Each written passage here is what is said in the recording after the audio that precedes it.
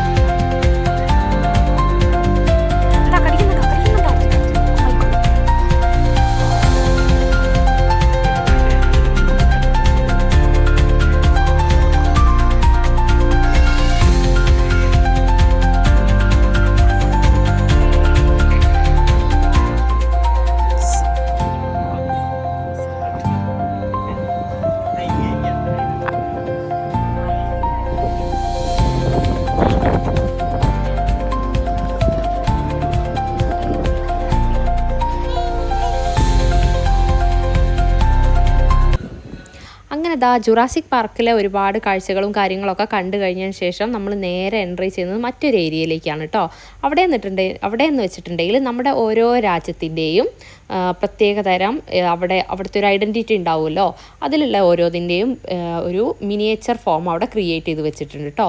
For example ഞാൻ പറയുകയാണെങ്കിൽ നമ്മുടെ ഇന്ത്യയെ പ്രതിനിധീകരിച്ച് നമുക്കറിയാം നമ്മുടെ താജ്മഹൽ, അതേപോലെ നമ്മുടെ ഈജിപ്തിനെ പിരമിഡ്, അതേപോലെ ഓരോ കൺട്രിയെയും റെപ്രസെൻ്റ് ചെയ്തിട്ട് അവിടുത്തെ ഒരു മിനിയേച്ചർ ഫോം അവിടെ ക്രിയേറ്റ് ചെയ്ത് വെച്ചിട്ടുണ്ട്. അത് നല്ലൊരു കാഴ്ചയായിരുന്നു കേട്ടോ. നമ്മൾ കുറേ നേരം അതിൻ്റെ ഉള്ളിലൂടെ നടന്നിട്ട് നമ്മൾ ഫോട്ടോസൊക്കെ എടുത്തു. പിന്നെ ജുറാസിക് പാർക്കിൽ അവിടെ പോയപ്പോൾ വെച്ചാൽ ഇതൂട്ടിക്ക് ഭയങ്കര പേടിയായിരുന്നു കേട്ടോ. അത് ബിൽഡ് ചെയ്ത് വെച്ചതായ പോലും അവൾക്ക് അത് ടച്ച് ചെയ്യാനൊക്കെ ഭയങ്കര പേടിയായിരുന്നു. പിന്നെ കുറച്ച് ഫോട്ടോസൊക്കെ എടുത്ത് നമ്മൾ ഇതിലൂടെ കാഴ്ചകളൊക്കെ കണ്ട് നടക്കുകയാണ്. നല്ല രസമുണ്ടായിരുന്നു കേട്ടോ ഈ ഒരു ഏരിയ കാണാൻ. ശരിക്കും ഒരുപാട് ഹാർഡ് വർക്ക് ചെയ്തിട്ടാണ് ഇത് ബിൽഡ് ചെയ്തതെന്ന് നമുക്ക് മനസ്സിലാവും. കാരണം അതേപോലെ തന്നെ നമുക്ക് ഫീൽ ചെയ്യും കേട്ടോ കണ്ടാൽ. അതിൻ്റെ ഒരു മിനിയേച്ചർ ഫോം അത്രമാത്രം സൈസിൽ മാത്രമേ ഡിഫറൻസ് ഉള്ളൂ. ബാക്കിയെല്ലാം പക്ക ആ ഒരു രീതിയിൽ തന്നെ ചെയ്തിട്ടുണ്ട് കേട്ടോ.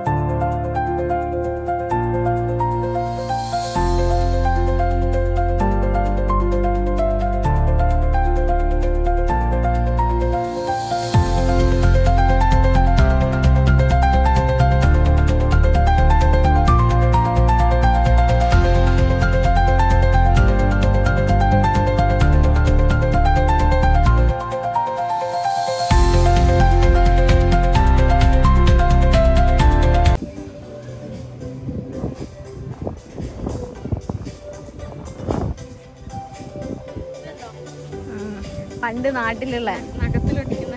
ആ അത് ഞാൻ ഇന്നലെ പാർക്കിൽ പോയപ്പോ ആ ഞാന്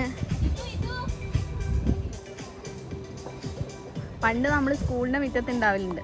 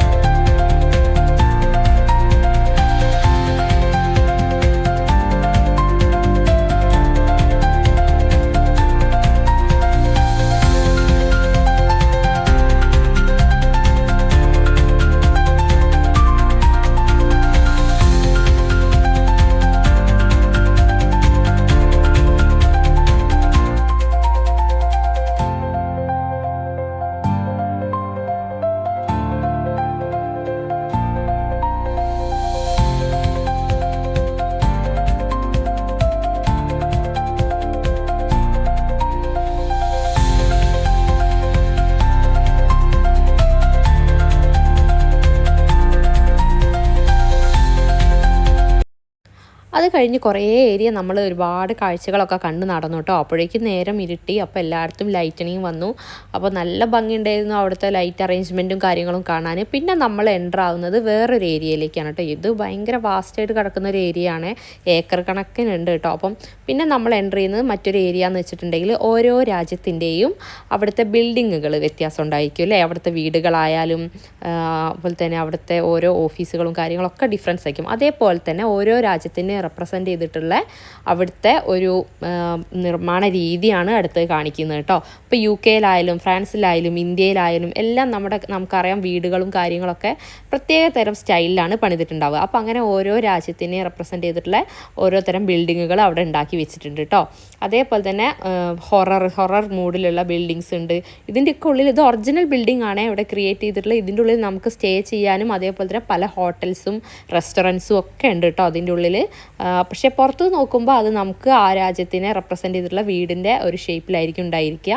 പിന്നെ ഈ റിവർ ലാൻഡിൽ നടുവിലൂടെ മിഡിൽ പോർഷനായിട്ട് ഒരു റിവർ പോകുന്നുണ്ട്. ആ റിവറിലൂടെ നമുക്ക് ബോട്ടിങ്ങിനും വേണ്ട ഫെസിലിറ്റി അവിടെ ഉണ്ട് കേട്ടോ. അതൊരു ഓപ്പൺ ബോട്ടാണ്. നമുക്ക് ഫുഡൊക്കെ ഇവിടുത്തെ റെസ്റ്റോറൻറ്റിൽ നിന്ന് മേടിച്ചിട്ട് ആ ഒരു ബോട്ടിൽ പോയി ഇരുന്ന് കഴിച്ചിട്ട് നമുക്ക് റൈഡിങ്ങിന് പോകാൻ പറ്റിയ അങ്ങനത്തെ ഒരു ഫെസിലിറ്റിയാണുള്ളത്.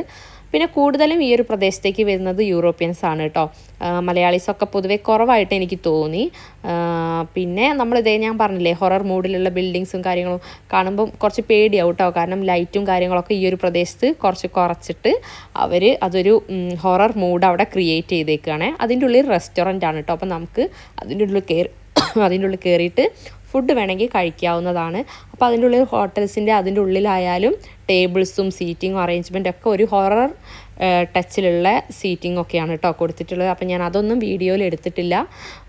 പിന്നീട് നമ്മൾ പുറത്തേക്ക് ഇറങ്ങാനുള്ള വഴി നോക്കി ഇങ്ങനെ നടക്കുകയാണ് കേട്ടോ. അപ്പോൾ പോകുന്ന വഴിയിലൊക്കെ ഒരുപാട് ഇത്തരം ബിൽഡിങ്ങും കാര്യങ്ങളൊക്കെ ഉണ്ട്. ഏകദേശം ഒരു 8 മണിയോളം നമ്മൾ അവിടെ ചിലവഴിച്ചു കേട്ടോ. വൈകിട്ട് നമ്മളൊരു 5 മണിക്ക് എത്തിയതാണ്.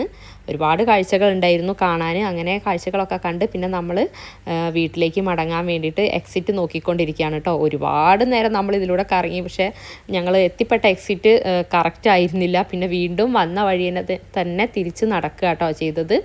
എന്നിട്ട് പിന്നെയാണ് നമ്മൾ കറക്റ്റ് എക്സിറ്റ് വഴി പുറത്തേക്ക് ഇറങ്ങിയത്. അങ്ങനെ കുറേ നല്ല രസകരമായ അനുഭവങ്ങൾ ഉണ്ടായിട്ടുണ്ടായിരുന്നു കേട്ടോ അവിടെ പോയപ്പോൾ.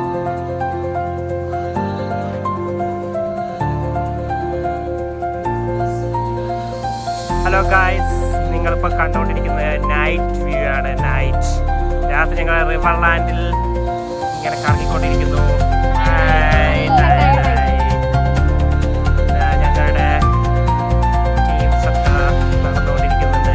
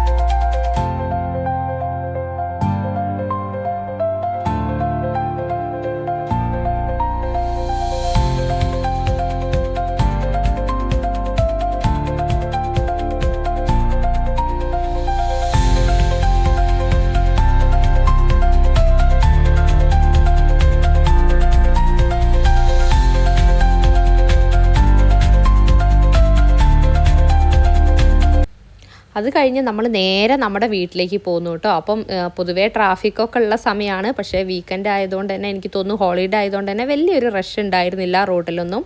അപ്പം നമ്മൾ നേരെ പോയത് ഫുഡ് കഴിക്കാനാണ് കേട്ടോ.